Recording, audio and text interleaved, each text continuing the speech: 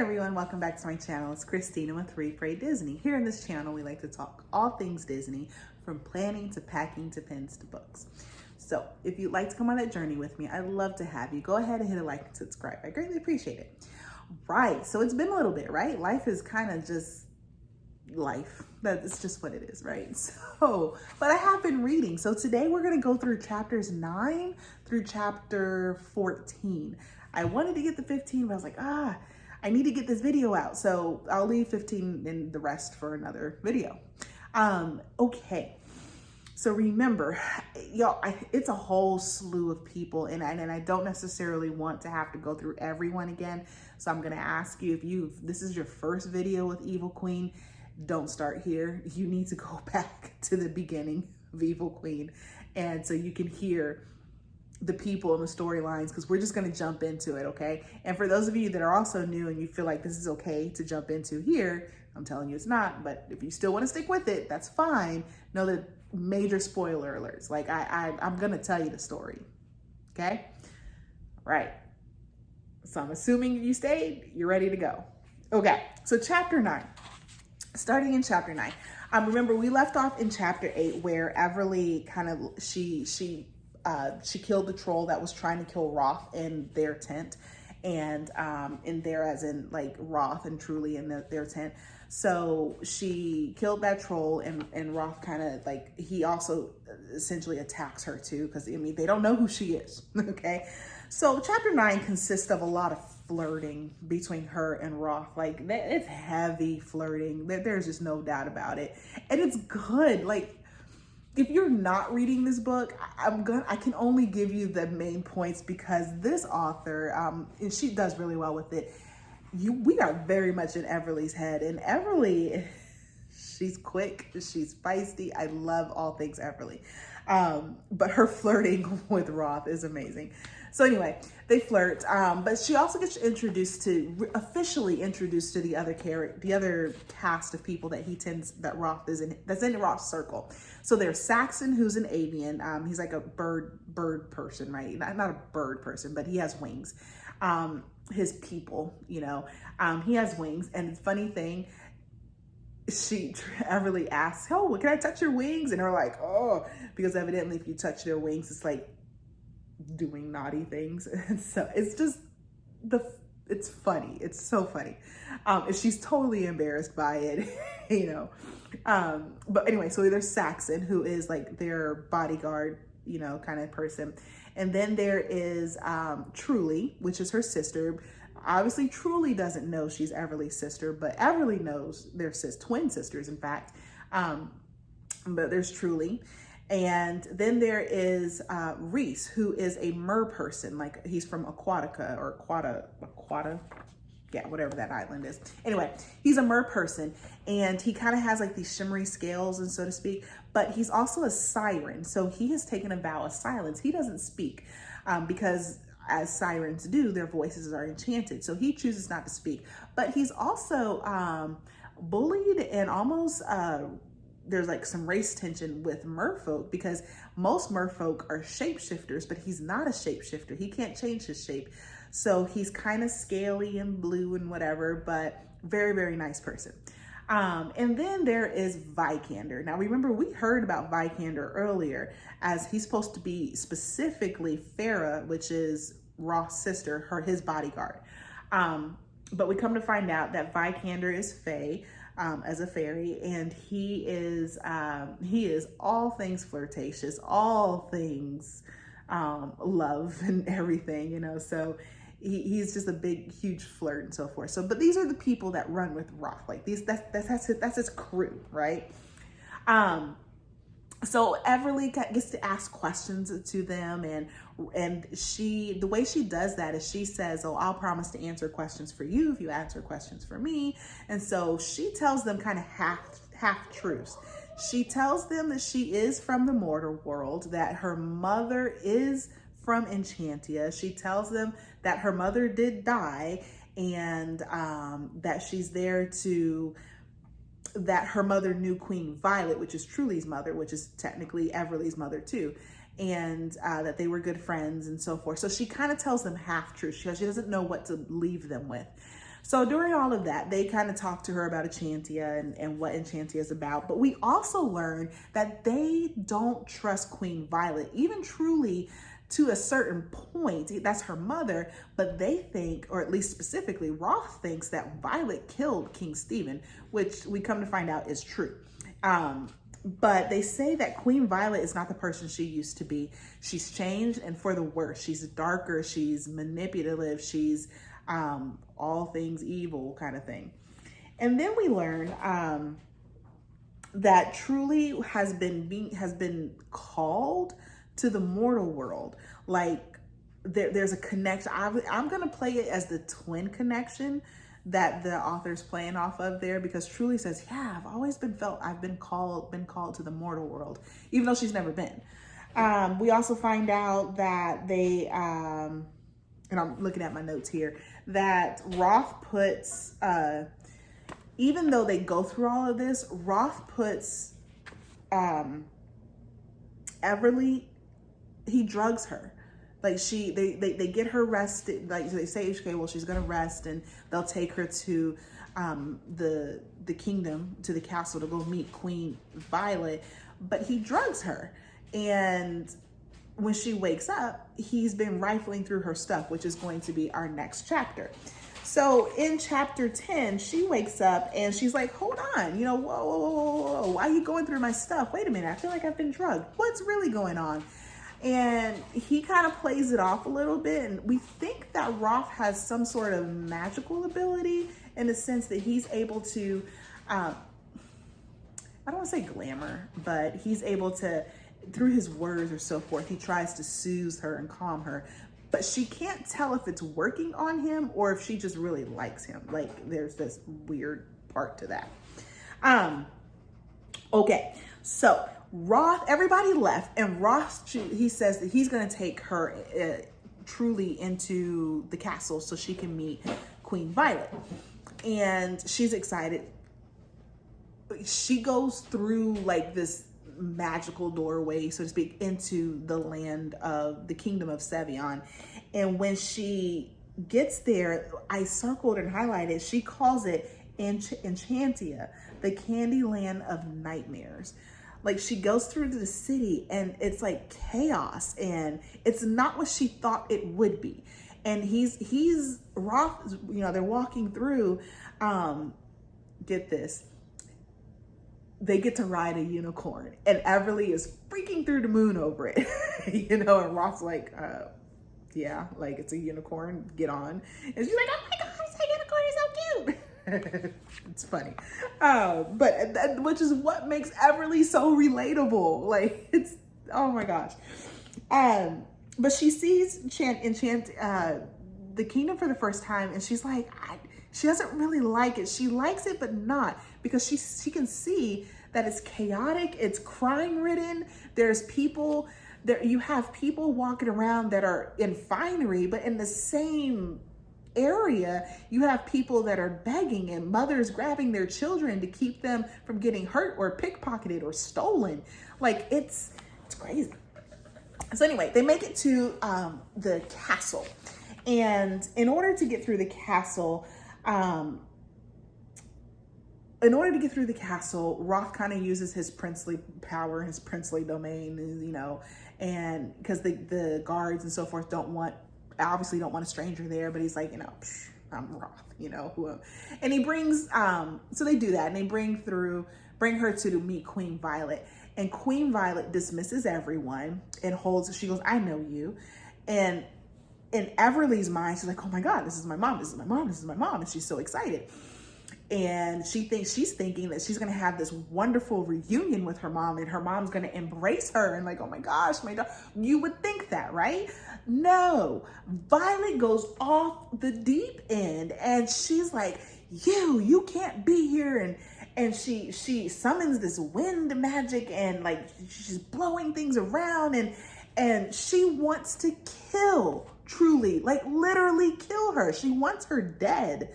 You can't come here. You're messing things up. And it's not messing things up as in we have a good, I want to keep you safe, so you can't be here. It's more like I have this power now, and she admits that she kills King Stephen and took his power.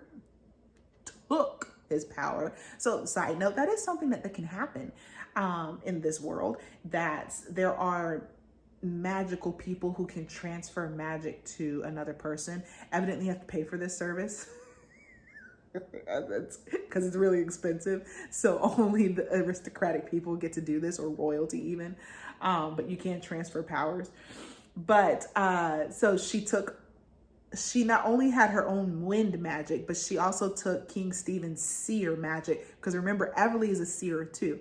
So she took his seer magic, and she, just like everybody else, sees that there's something off about Everly. Like she even almost calls Everly outside of her name, calling her evil, and yeah. So as beautiful as she is, she's also really violent. Queen Violet. She's very violent. And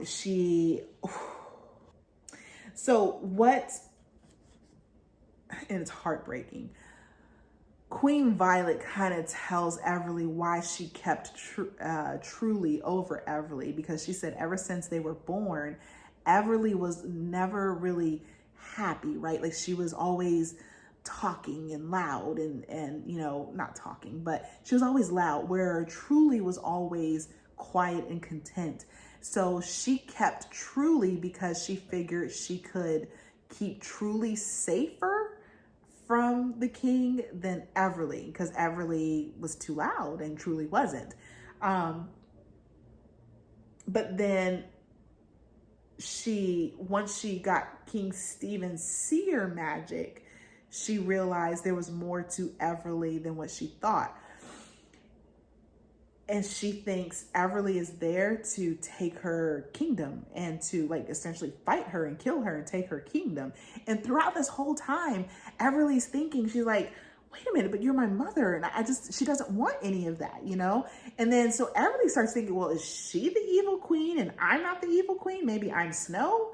Because remember, there's that whole storyline that keeps popping up that no one can really tell who's who just yet.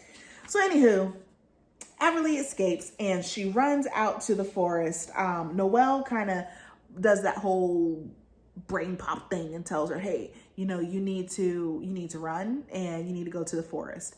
And so Noelle Everly takes off. She runs and she uses a mirror and says, what did she tell the mirror to take her? She told the mirror to take her somewhere, but I forgot.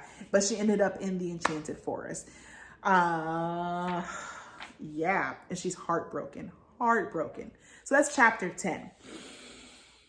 But also she siphoned the queen's wind to not kill her, but to make the wind die down so she can control it, so she could escape. So that's an important point too, because she also siphoned something from her.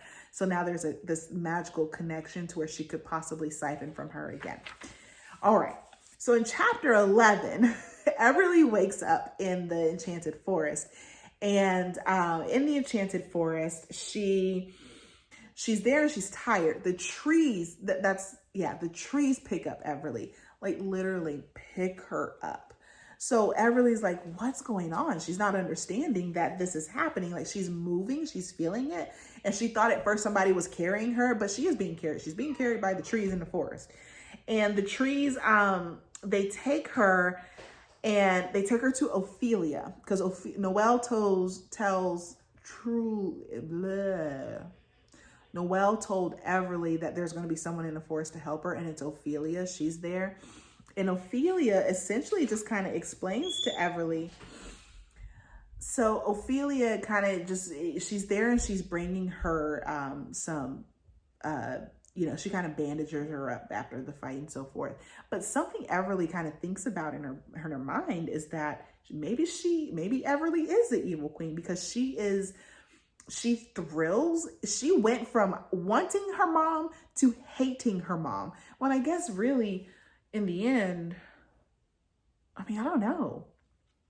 I don't know what that would feel like, wanting the person who had to give you up for your safety and her safety to want to kill you as much as Violet did. But evidently, Everly now hates Violet with a passion, and she wants to see her destroyed, and she's delighting, she's reveling in that idea. And so that kind of takes Everly by the surprise. So before I go further, side note, Everly consistently struggles with the duality of good versus evil, being the evil queen or not, or being Snow White. Like, she herself, she doesn't know what to consider herself as, because there are times, and again, what makes her so relatable, she understands that the evil queen has power, and Everly knows that she has power, and she delights in the revenge of things. And if someone scorns her or hurts her, she doesn't want to forgive. She wants revenge. At the same time, there's another piece of her that feels like that's wrong. And I think that piece stems from how her mother, the adoptive mother, kind of taught her and raised her. So there's this whole duality struggle through all of these chapters. That's always an underlining thing, that there are times that she accepts that she's the evil queen, and there are times that she says, no, I can't be. And there are times that she wants to be just Snow White. And, so just know that happens. And it's a good read for that.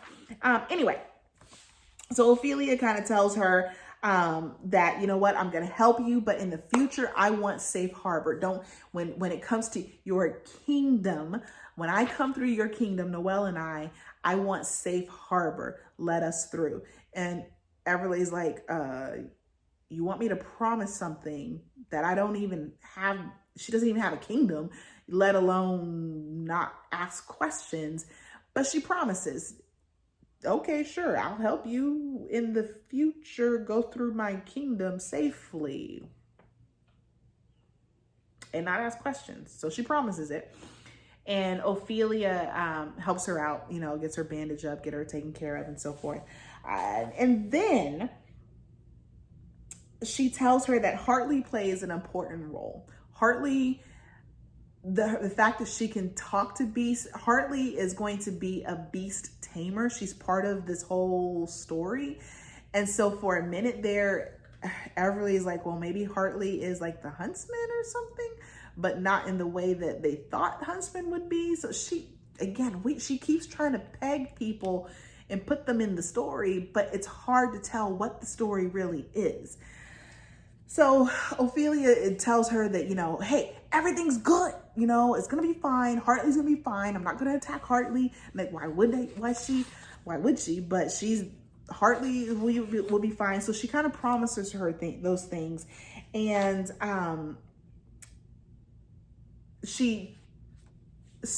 Ophelia also helps Everly understand sorcerer power. And she lets her know that sorcerers can wield multiple powers, but they have to be connected to people. You can't just like siphon from some random person. You had to have made some sort of connection with them. And Everly kind of thinks that over. She doesn't explain what she's thinking, but she kind of thinks that over. She's like, I don't know if I believe that 100%, because she feels like she's siphoned before.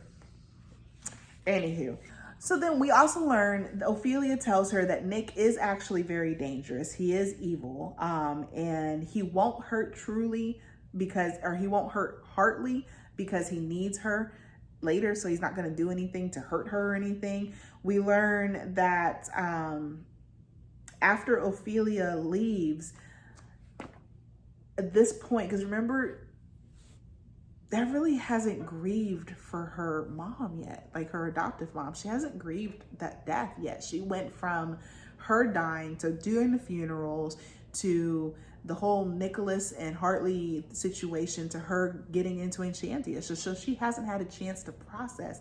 So in these few moments while she's there by herself, she cries, she breaks. And in this moment, there's like this nymph that comes. And this nymph comes and brings her a basket of stuff. And so she figures that it's Allura, who is the, not queen, but like queen of the woods, of the forest, of the woods people and so forth. She's a nymph as well. Queen of the nymphs. Nymphs? Yeah. Queen of the nymphs. And she, Everly does know from mom's stories that you never refuse anything in Enchantia, because then people take offense and so forth. So she accepts it, but then Everly siphons from the nymph, and it scares the nymph, and she runs off. And so she kind of worries about that and whether that's going to be repercussions. But in the meantime, she falls asleep, and that's it. So then we move into chapter 12. In chapter 12, what happens is, and I have my notes here. So in chapter 12, Everly, so she runs into the forest because she's being chased, right? She's being chased. Violet has sent centaurs and minotaurs after her, all these creatures and stuff after her. And so Allura helps her along the way. Allura had sent the nymph, like I told you, but she also kind of helps clears path with the trees and so forth.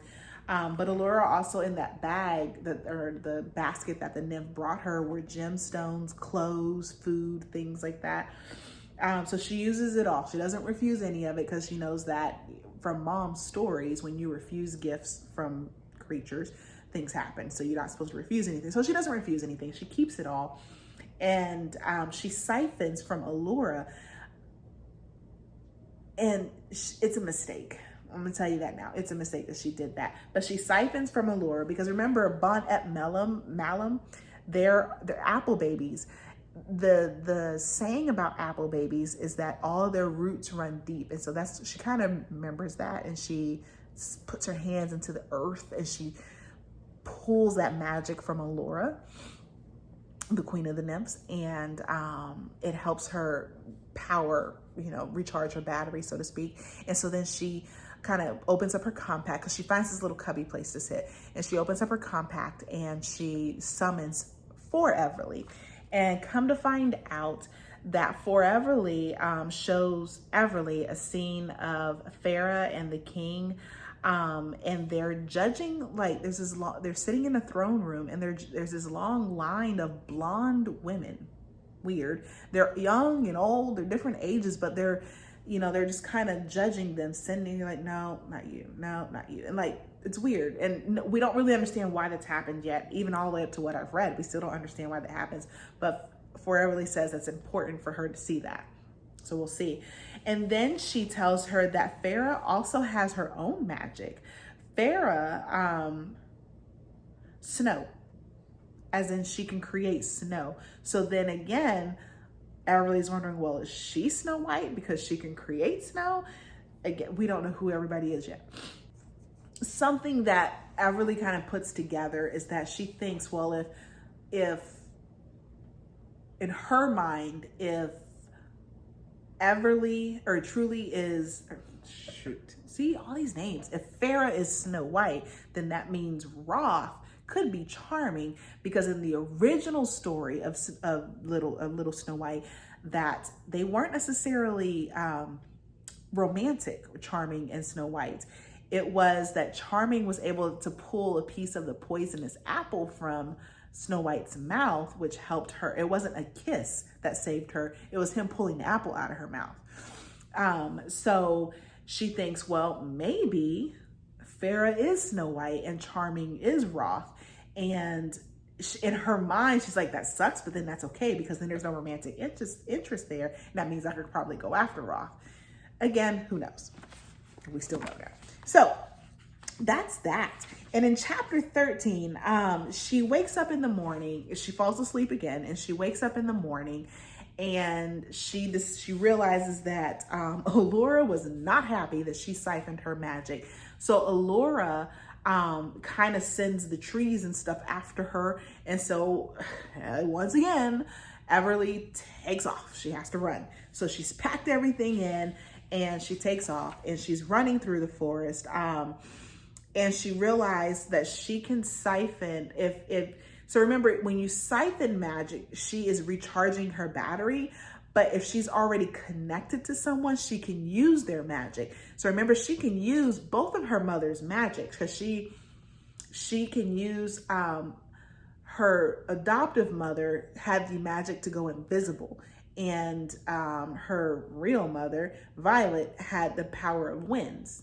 So, or magic of wind controlling winds. So Everly decides to go invisible. And so she siphons from the nymph that she siphoned from before. And again, this is just reaching in to the ground and thinking about that person. And she's able to pull magic from them. That's how that works. It's not like the nymph is right there and she gets to touch her. She has to think about it. The connection that they had. And the only connection that they had was because the nymph was there and handed her a basket. And that was it. Anyway, so she siphons and goes invisible, and then she realizes that the centaurs are after her and so forth. And she feels she's conflicted again because she doesn't want to feel like she feels like, well, maybe she's Snow because she's the one who's being hunted. And maybe her mom is the evil queen. Like, this whole storyline goes back and forth on that.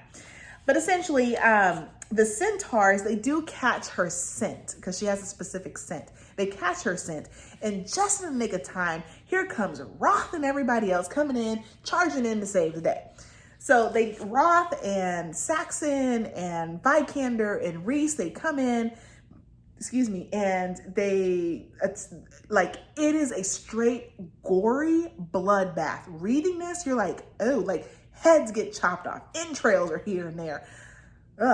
And so a character trait of Everly's is that she doesn't shy away. She knows that she should, but she doesn't shy away from all of the gore and the violence. And that disturbs her a little bit. Eventually, though, she does give in and she kind of throws up after everything. And so they carry her off. And there they go back to flirting with Roth again. But so something I put here, it says there are a lot of moments in time where Everly, she likes the violence. There seems to be some duality in Everly, like I told you before, with that good versus evil.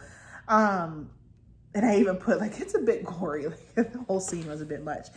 So anyway, and I also put, like, the boys are back in town. Like, 'cause when they showed up in the story, that was the first thing that came out. Like, the boys are back in town. Y'all, I'm telling you, my head, when I read, I don't know why there's music, but there's music. So anywho, that's all of chapter 13. So in chapter 14, we get to the point where they're at this camp where they have, Roth has paid to enchant this like tarp kind of thing to keep their camp covered. So anybody who approaches the camp, they instantly forget why they're there and they just wander off.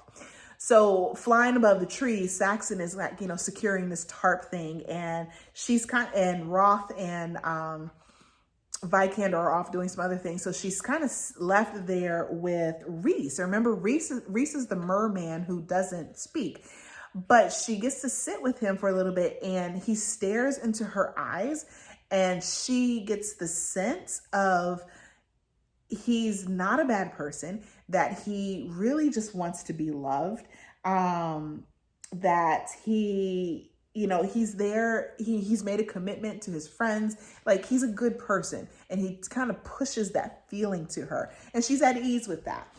And then later in this whole scene, she learns that Noelle also talks to Truly. She doesn't talk to Roth, she talks to Truly. So we learned that Noelle, because Everly asks, how did y'all find me and all that, and Noelle told them. But Noelle speaks to Truly, but she doesn't speak to Roth. Even though we think he's a Bon et Melon, he's an apple. I keep saying it, but he's an apple. We think he's an apple baby as well. We know Truly is, and Hartley is, and Everly is, and Farah is. We think Roth is as well. So, anyway, so Everly tells Roth that she could hear Noelle too, but she kind of leaves out again the fact that she's sorcering. So something that she's keeping the secret of who she is and the fact that she's sorcering. She doesn't want to tell them because Roth, they all despise sorcerers with a passion, and Everly's trying to wrap her head around it because of the fact that she sees that there are people that wield magic anyway, but the difference is they're born with magic, or they can pay for magic. but no one, sorcerers, sorcerin, as the people or group are called, they siphon and they take magic willingly or unwillingly. And a lot of times they kill their people. So they're despised. Okay. All right. Oh, all kinds of stuff falling out. So anywho, apparently the fate of Enchantia rests in Everly's hands. That's what Noelle tells them. So that's why they went to go off and find Everly and so forth and help her. And so at the camp, she realizes that again, they go back and forth. Roth is really laying down the flirtation. You know, he talks about kissing her, and like the flirtation is real. Like it's real. But Saxon warns Everly that she doesn't need to be flirting with him. She shouldn't be even discussing that type of stuff with him. And we're not really sure what Saxon, I think personally that Saxon is saying these things because he knows that Truly and Roth are engaged. They don't love each other, but they're engaged. You know, that whole adage of, you know, we're going to marry our children off to save the kingdom kind of thing. So, yeah, that's the big bombshell in chapter 14 is that Truly and Roth are engaged, and Everly is like shook because, and it's Truly that told Everly this. She also told Everly that she'd help him win Roth's heart if she wants to, because she don't love him. And Roth, because he also had mentioned that he, you know, their arrangement, their marriage, soon to be marriage, is not. It's not like it's wanted, but they're doing it because their fathers arranged it to keep the two kingdoms from warring. We also learn in that chapter that Vikander, like I said, he's a Fae and he's from the House of Iron. And so evidently their Faes are allergic to iron, but in his family line, they're the only type that aren't allergic to iron. I hope that comes into play at some point. I think it will, but yeah. And that's really it. That there's nothing. Those are the things that we learn. I'm just checking over. Yeah. That's chapter 14. So that's it, guys. That's as far as we've gotten. Chapter 15 and the rest I'll put out soon. But there you go. This is it. I can't tell y'all enough how much of a good book this is. If you are not reading it, read it. Read it. I love her writing. Like Gena Showalter, she's a really good writer. Like it's her, the thing is that Everly is extremely relatable. She's sarcastic, she's quick-witted. She has the backing of the mortal world in the sense that the things that she talks about and how she references things are all things that we know, and probably things that we would even say, given that we were faced with a fantasy world. So check it out. It's wonderful. It's beautiful. So thank you for watching. Thank you for listening. I greatly appreciate it. If you haven't already done so, go ahead and hit a like and subscribe. And remember, have a magically blessed day. I'll be praying for you. Bye, guys.